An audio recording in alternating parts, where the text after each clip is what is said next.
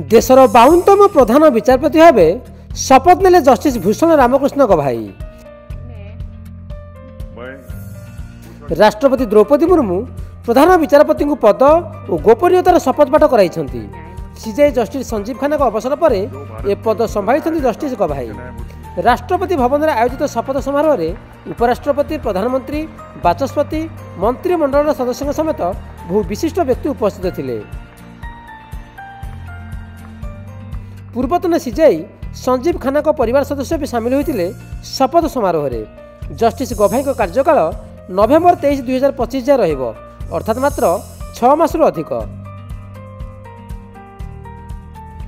शपथ नेबा पर समस्त को अभिवादन जणाइथिले जस्टिस गभाई।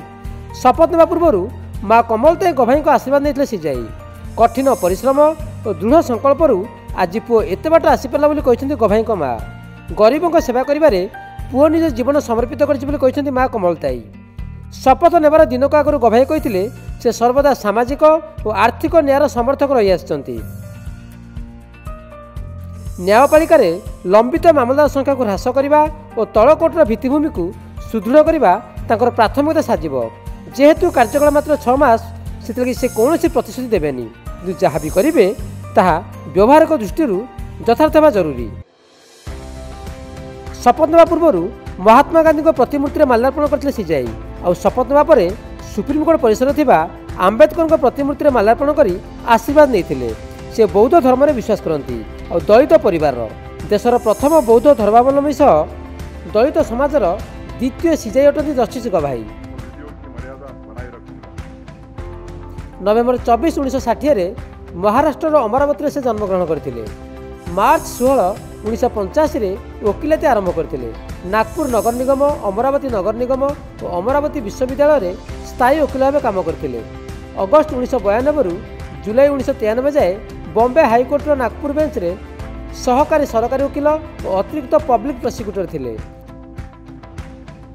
जनवरी 17, 2000 नागपुर बेंच में सरकारी वकिल भाव नियुक्ति पाई। 2003 रे अतिरिक्त जज और 2005 रे बॉम्बे हाईकोर्ट स्थायी विचारपति होते। मे 24, 2019 रे सुप्रीमकोर्ट विचारपति भाव पदोन्नति पाई।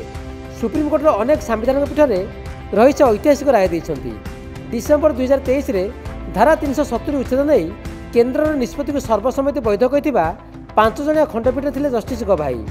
इलेक्टोराल बॉन्ड मामलार शुणाणी करथिबा खंडपीठ भी से थे। यह असंवैधानिक बोली कहते से।